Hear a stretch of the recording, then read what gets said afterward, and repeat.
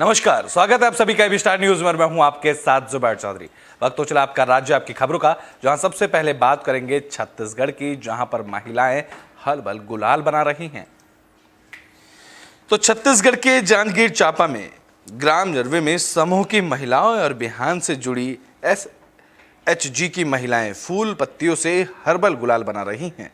दरअसल हर्बल गुलाल बनाने में ये महिलाएं गुलाल, गेंदा, चांदनी, रात रानी, टेसू के फूल और पत्तियों के साथ पालक भाजी, लाल भाजी का इस्तेमाल कर रही हैं, जो त्वचा को किसी तरह का नुकसान नहीं पहुंचाता है।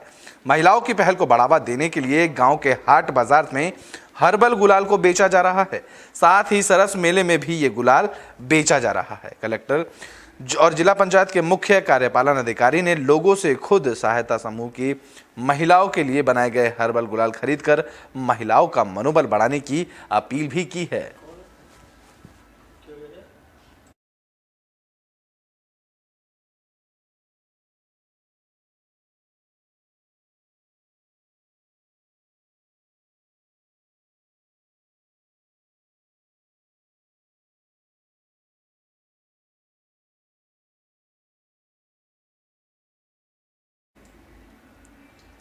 तो बुलेटिन में बात हरियाणा के रोहतक की कर लेते हैं, जहां शहीद भगत सिंह के बलिदान दिवस पर कार्यक्रम का आयोजन किया गया। तो रोहतक में शहीद भगत सिंह, सुखदेव और राजगुरु के 93वें बलिदान दिवस कार्यक्रम का आयोजन किया गया। इस दौरान राज्यसभा सदस्य दीपेंद्र सिंह हुड्डा ने कार्यक्रम में शिरकत की, जहां उन्होंने शहीद भगत सिंह की प्रतिमा पर पुष्प अर्पित किए। इस मौके पर दीपेंद्र सिंह हुड्डा बीजेपी पर जमकर बरसे, जहां अरविंद केजरीवाल की गिरफ्तारी पर दीपेंद्र सिंह हुड्डा ने बीजेपी पर निशाना साधा। उन्होंने कहा कि सरकार की तरफ से केंद्रीय जांच एजेंसियां और सरकारी तंत्र का दुरुपयोग करके विपक्ष की आवाज दबाने का काम किया जा रहा है और इसका नजारा पिछले लोकसभा चुनाव में भी देखने को मिला था और इस बार के चुनाव में भी देखने को मिल रहा है।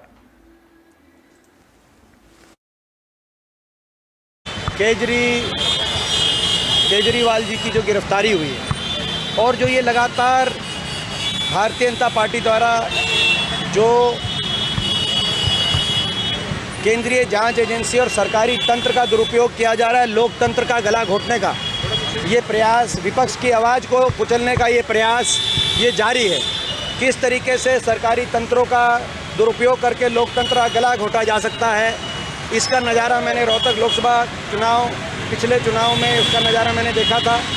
देश ने भी इसका नज़ारा चंडीगढ़ के मेयर के चुनाव की गिनती में देख लिया होगा और सरकारी एजेंसियों का किस तरह से दुरुपयोग किया जा रहा है।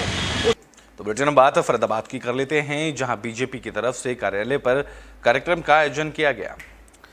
तो फरीदाबाद में जिला कार्यालय पर नवनियुक्त मंत्रियों का स्वागत समारोह कार्यक्रम का आयोजन किया गया। इस मौके पर फरीदाबाद जिले के सभी बीजेपी कार्यकर्ता मौजूद रहे, जहां सभी कार्यकर्ताओं ने नवनियुक्त कैबिनेट मंत्री मूलचंद शर्मा और नवनियुक्त राज्य मंत्री सीमा त्रिखा का स्वागत किया। तो वहीं कैबिनेट मंत्री मूलचंद शर्मा ने कहा कि उन्हें बेहद खुशी है कि वो नायाब सिंह सैनी के कैबिनेट में मंत्री बने हैं और जितने भी कैबिनेट में मंत्री बनाए गए हैं सभी मंत्री और पुरजोर तरीके से फिर से हरियाणा के विकास कार्यों में तेजी लाने का काम करेंगे।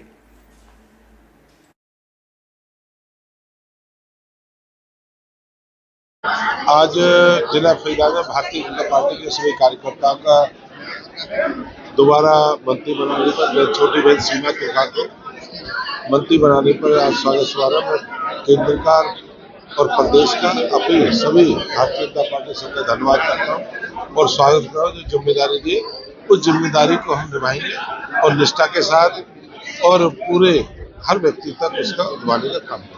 मैं सबसे पहले केंद्रीय नेतृत्व का और हरियाणा की लीडरशिप आदरणीय श्री मनोहर लाल जी और मुख्यमंत्री श्री नायब सैनी जी का दिल की गहराइयों से आभार व्यक्त करती हूँ। साथ साथ चौधरी कृष्णपाल जी जो मेरे बड़े भाई हैं उनका भी धन्यवाद करती हूँ और फरीदाबाद और भटकल की तमाम जनता जिन्होंने मेरे साथ एक एक क्षण लगाया और मुझे चंडीगढ़ तक भेजा और मैं इसलिए अपने सभी सहयोगियों का, साथियों का हृदय से आभार करती हूँ। आज जिला फरीदाबाद में भारतीय जनता पार्टी के सभी कार्यकर्ताओं तो बुलेटिन में बात फरीदाबाद की ही कर लेते हैं, जहां कैबिनेट मंत्री मूलचंद शर्मा ने ग्रामीण क्षेत्रों का दौरा किया। इस दौरान उन्होंने खेतों में खड़ी फसलों के बारे का जायजा भी लिया। तो हरियाणा के कैबिनेट मंत्री मूलचंद शर्मा ने शनिवार को फरीदाबाद के ग्रामीण इलाकों का दौरा किया। इस दौरान उन्होंने खेतों में तैयार हो रही फसलों का भी जायजा लिया। इस दौरान कैबिनेट मंत्री मूलचंद शर्मा ने किसानों की तरफ से ऑर्गेनिक तरीके से गोबर के खाद से तैयार फसल को देखते हुए किसानों की तारीफ की, जहां उन्होंने सोलर पैनल से चलने वाली पानी की ट्यूबवेलों का भी जायजा लिया और किसानों से चर्चा की। इस मौके पर कैबिनेट मंत्री ने कहा कि जल्द ही गेहूं की फसल कटाई के बाद मंडियों में पहुंचेगी और किसानों को सरकार की नीतियों का भरपूर लाभ मिलेगा। आज के ग्राम का दौरा किया है कि गेहूं की फसल आने वाली है और अप्रैल के फर्स्ट वीक में जो कटाई लानी चालू है, और जो भी कहे कि किसानों की कोई समस्या हो, किसानों की उनकी हो, उस सबके और बम्पर फसल आने वाली है। जिस तरह के बम्पर सर्दी रही है, जिस तरह का मौसम रहा है, और बम्पर फसल के साथ हम बम्पर तैयारी के साथ किसानों की जो गेहूं की समस्या है या कोई दूसरी समस्या है, उस सब को लेके आज हमने दौरा किया है। आज के ग्राम का दौरा किया है कि गेहूं की फसल आने वाली है और अप्रैल के फर्स्ट वीक में जो कटाई लानी चालू है, और जो भी कहे कि किसानों की कोई समस्या हो, किसानों की उनकी हो, उस सबके और बम्पर फसल। तो बुलेटिन में बात हरियाणा के यमुनानगर की कर लेते हैं, जहां जमीन के विवाद को लेकर मालिक और वन विभाग की टीम आमने सामने आ गई है। तो यमुनानगर में रेलवे स्टेशन के पास स्थित हिमाचल प्रदेश के पुराने बस अड्डे की जमीन पर कब्जा लेने पर विवाद हो गया। बता दें कि यमुनानगर में रेलवे स्टेशन के नजदीक लीज पर दी गई 10.5 बीघा जमीन का पर कब्जा करने पहुंचे मालिकों और हिमाचल प्रदेश के वन विभाग की पुलिस के बीच ही विवाद हो गया। बता दें कि ये विवाद जमीन पर मालिकाना हक जताने वाले पक्ष और हिमाचल प्रदेश वन विभाग के बीच हुआ।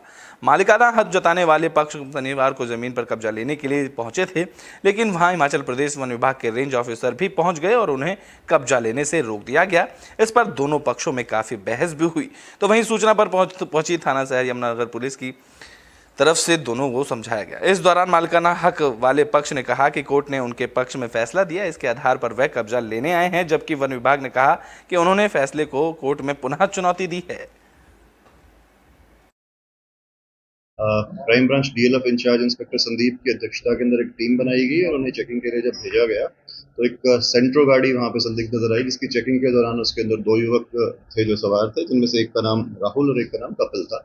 दोनों आरोपियों से चेकिंग के दौरान 3 देसी पिस्टल और 1 देसी कट्टा जो है वो बरामद किया गया और साथ में 3 जिंदा राउंड जो थे वो भी उनसे बरामद किए गए। आरोपियों के खिलाफ FIR नंबर 150 जो है वो थाना सूरजकुंड में दर्ज की गई थी और उनका पुलिस रिमांड लिया गया। रिमांड के दौरान एक अन्य आरोपी मोहम्मद हैदर को गिरफ्तार किया गया, जिसने दोनों आरोपियों को ये हथियार बरामद कराए गए थे। क्राइम ब्रांच तो बुलेटिन में बात अब फरीदाबाद की कर लेते हैं, जहां लोकसभा चुनाव को लेकर पुलिस अलर्ट मोड पर नजर आ रही है। तो फरीदाबाद में लोकसभा चुनाव को लेकर पुलिस अलर्ट मोड पर नजर आ रही है। इस कड़ी में पुलिस की तरफ से चेकिंग अभियान चलाया जा रहा है। इस कड़ी में पुलिस को सफलता हाथ लगी, जहां पुलिस ने चेकिंग के दौरान एक सेंट्रो कार से हथियारों समेत 2 युवकों को गिरफ्तार किया। वहीं पुलिस ने उनके कब्जे से 5 देसी पिस्टल, 1 कट्टा, 40 कारतूस बरामद किए। बता दें कि पकड़े गए 2 आरोपी बाउंसर और प्रॉपर्टी डीलर का काम करते हैं, तो वहीं एक हथियार सप्लाई करता है। फिलहाल पुलिस सभी आरोपियों को रिमांड पर लेकर पूछताछ में जुट गई है। Crime branch DLF in charge inspector Sandeep की अध्यक्षता के अंदर एक टीम बनाई गई और उन्हें चेकिंग के लिए जब भेजा गया तो एक सेंट्रो गाड़ी वहां पे संदिग्ध नजर आई, जिसकी चेकिंग के दौरान उसके अंदर 2 युवक थे जो सवार थे, जिनमें से एक का नाम राहुल और एक का नाम कपिल था। दोनों आरोपियों से चेकिंग के दौरान 3 देसी पिस्टल और 1 देसी कट्टा जो है वो बरामद किया गया और साथ में 3 जिंदा राउंड जो थे वो भी उनसे बरामद किए गए। आरोपियों के खिलाफ FIR नंबर 150 जो है वो थाना सूरजकुंड में दर्ज की गई थी और उनका पुलिस रिमांड लिया गया। रिमांड के दौरान एक अन्य आरोपी मोहम्मद हैदर को गिरफ्तार किया गया, जिसने दोनों आरोपियों को यह हथियार। तो बुलेटिन में बात हरियाणा के यमुनानगर की कर लेते हैं, जहां जमीन के विवाद को लेकर हिमाचल प्रदेश के वन विभाग और मालिक आमने सामने आ गए। तो यमुनानगर में रेलवे स्टेशन के पास स्थित हिमाचल प्रदेश के पुराने बस अड्डे की जमीन पर कब्जा लेने को लेकर विवाद हुआ। बता दें कि यमुनानगर में रेलवे स्टेशन के नजदीक लीज पर ली गई करीब 10.5 बीघा जमीन कब्जा करने पहुंचे मालिक और हिमाचल प्रदेश के वन विभाग पुलिस के बीच ही विवाद हो गया। बता दें कि ये विवाद जमीन पर मालिकाना हक जताने वाले पक्ष और हिमाचल प्रदेश के वन विभाग के बीच हुआ।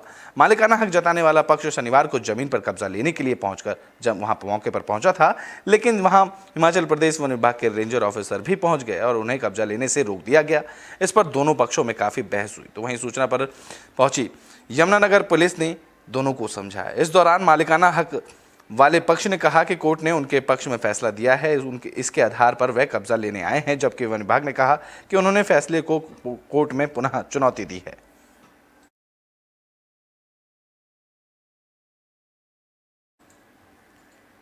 तो बुलेटिन में बात छत्तीसगढ़ के जांजगीर चांपा की कर लेते हैं, जहां आचार संहिता के नाम पर अवैध वसूली का मामला सामने आया है।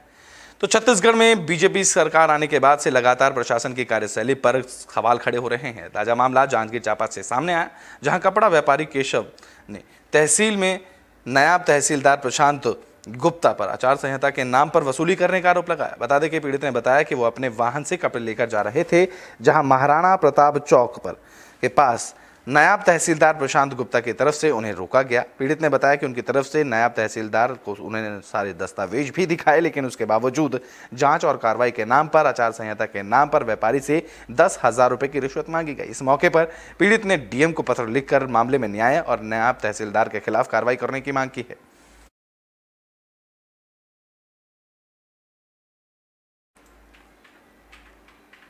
तो बुलेटिन के आखिरी में बात कर लेते हैं छत्तीसगढ़ की सख्ती की, जहां होली को लेकर पुलिस प्रशासन अलर्ट मोड पर नजर आ रहा है। इस कड़ी में पुलिस का एक्शन भी देखने को मिला। तो छत्तीसगढ़ के सख्ती जिले में होली को लेकर पुलिस प्रशासन एक्टिव हो गया है।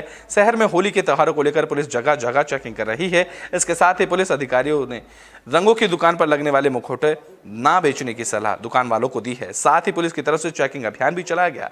इस दौरान पुलिस ने नगर के बुधवरी बाजार, स्टेशन रोड, कचहरी चौक में लगने वाली दर्जनों दुकानों में छापेमारी की और पुलिस ने दुकानों में जाकर मुखौटों को जब्त किया। साथ ही सभी दुकानदारों को समझाइश दी गई कि वे दोबारा मुखौटे ऐसे ना बेचें और ऐसे कोई भी सामान का विक्रय ना करें जो कि प्रतिबंधित है। इस मामले में पुलिस अधीक्षक ने कहा कि अवैध कार्य करने वालों के खिलाफ लगातार कार्रवाई जारी रहेगी।